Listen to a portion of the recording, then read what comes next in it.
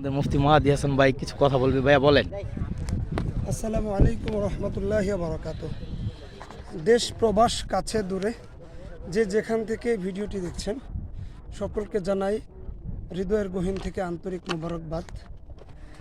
প্রিয় ভাইয়ের এই চ্যানেল থেকে, এই চ্যানেলের মাধ্যমে আমি সমস্ত সম্মানিত ভিউয়ার্সদেরকে বলবো, আপনারা জেনে খুশি হবেন যে ময়মনসিংহ জেলার এই অন্তর্গত মধ্য বারেরা নামক স্থান, এটা আসলে জায়গার দিক থেকে একেবারে লেকের পারে, বিলের পারে একটা বসবাস অযোগ্য একটা স্থান।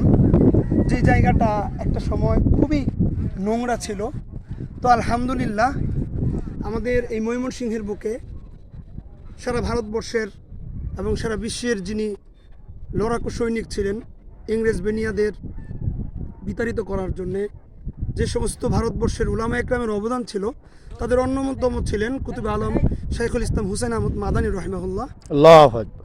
ওনার কনিষ্ঠ সর্বশেষ যে খলিফা ছিলেন শেখ আব্দুল মুমিন রহমতুল্লাহ আলাই, তার প্রচেষ্টায়, তার দোয়ায়, তার পরিশ্রমে এবং তার সোহবতে ধন্য আমাদের বর্তমান শেখ মুফতি মাহবুবুল্লাহ কাসিম হাফিজাহুল্লাহ, যিনি একজন মানবতার ফেরিওয়ালা, যিনি একই সাথে হাদিস বিশারদ, একই সাথে ময়দানে বীর, একই সাথে খানকায় পীর, আধ্যাত্মিক জগতের এই রাহবার আমাদের শেখ ও মুর্শিদ মুফতি মাহবুবুল্লাহ কাসিমি।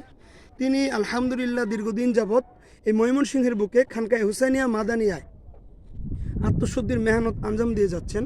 লেকের পাড়ের এই অনাবাদী জায়গাটা, এই বসবাস অযোগ্য জায়গাটা তাদের মেহনতের ফসলে আলহামদুলিল্লাহ আজকে দেখতে পাচ্ছেন সুন্দর একটা এই যে ফলের গাছের বাগানে পরিণত হয়েছে। পাশাপাশি এখানে ইলমে নববীর একটা বাগানের রূপ নিয়েছে, যেই বাগান থেকে প্রত্যেক বছর প্রস্ফুটিত কিছু হাফেজে কোরআন, কিছু আলেমে দিন এখান থেকে ফারেগ হয়ে কোরআনের দিনের সুবাস ছড়িয়ে দিচ্ছে সারা বাংলায়। তো আলহামদুলিল্লাহ আমাদের এই খানকায় হুসাইনিয়া মাদানিয়ায় আত্মশুদ্ধির যে মেহনত বার্ষিক মাহফিল রূপে হয়, তারই ধারাবাহিকতায় আমাদের এই বছর 18, 19, 20 এই 3 দিন ব্যাপী বার্ষিক মাহফিলের আজকে তৃতীয় দিন ছিল। আজকের তৃতীয় দিনে আমাদের খানকার যে সালেক ভাইয়েরা আছেন, যারা আল্লাহর জন্য আমাদের শায়েখকে মহব্বত করে এখানে নিজেদের আত্মশুদ্ধির জন্য ছুটে আসেন, এই সমস্ত সালেক ভাইয়েরা তারা বিভিন্ন বয়সের, বিভিন্ন পেশার, কেউ বা যুবক ভাই, কেউ আবার পাকা দাড়িওয়ালা মুরব্বী বাবা, সবাই নির্বিশেষে এখানে এসেছিলেন, এখানে আছেন। তো আলহামদুলিল্লাহ এই মুহূর্তে লাইভে এসেছি। আপনারা যে মানুষগুলো ভিডিও শুরুতে দেখেছিলেন, এই মানুষগুলো আমাদের আজকের খানকার একটা ছোট্ট কাজ ছিল, একটু পাশেই দেখবেন যে এই যে বালু, এই বালু টেনারি, তারপর হচ্ছে ওই পাশে গাছের বাগান করা হচ্ছে, ওই পাশে খানকার ভবন করা হচ্ছে।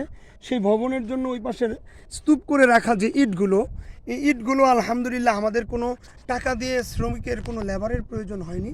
আলহামদুলিল্লাহ আমাদের এই বাবারা, এই মুরব্বীরা যারা দাঁড়িয়ে আছেন এবং যারা চলে গেছেন, এই সমস্ত মুরব্বীরা, ছোট ছোট বাচ্চারা এবং যুবক ভাইয়েরা, তারা স্বতঃস্ফূর্তভাবে আল্লাহর সন্তুষ্টির জন্যে, আল্লাহকে রাজি খুশি করার জন্যে তারা এই ইটগুলো, তারা ভলেন্টিয়ারের স্বেচ্ছাসেবক হয়ে তারা এখানে নিয়ে এসেছেন। ওই দূর থেকে একটু দেখবেন যে রাস্তাটা হচ্ছে ওই পাশে, এত দূর থেকে 1 কিলোমিটার হবে, 1 কিলোমিটারের একটু কাছাকাছি হবে, এত দূর পর্যন্ত ইটগুলো নিয়ে আসা। সত্যি এটা শারীরিক শক্তি দিয়ে কতক্ষণ লাগছে? কতক্ষণ? এটা খুব বেশি সময় লাগেনি আলহামদুলিল্লাহ, 20-25 মিনিট, আধা ঘন্টার মতো লেগেছে বা 1 ঘন্টার একটু কম। তবে এই যে মুরব্বী বাবারা, এই যে ছোট বাচ্চারা, তারা এই স্বতঃস্ফূর্তভাবে আনন্দ চিত্তে তারা ইটগুলো নিয়ে এসেছে। এটা শুধুমাত্র আল্লাহর ভালোবাসা ছাড়া, আল্লাহর জন্য কাউকে ভালোবাসা ছাড়া সম্ভব নয়।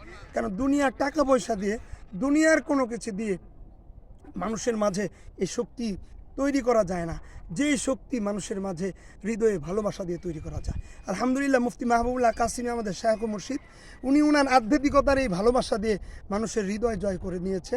যারা তার ভালোবাসায় মুগ্ধ হয়ে, ইমানি শক্তিতে বলিয়ান হয়ে আজকে এই শ্রমিকের কাজ করেছে। শুধু এটাই নয়, এটা ছিল ক্ষুদ্র একটা চিত্র।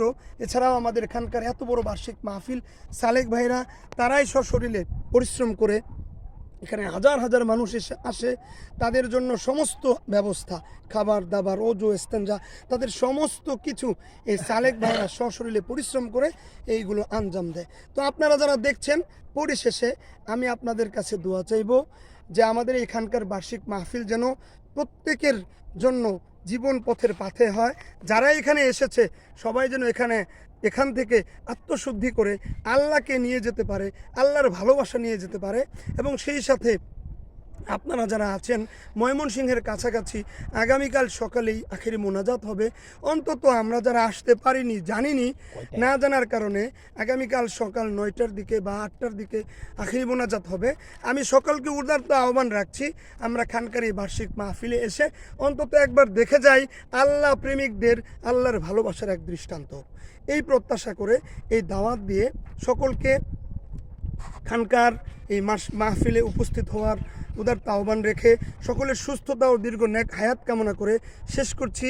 আসসালামু আলাইকুম ওয়া রাহমাতুল্লাহি ওয়া বারাকাতুহু। ওয়ালাইকুম আসসালাম।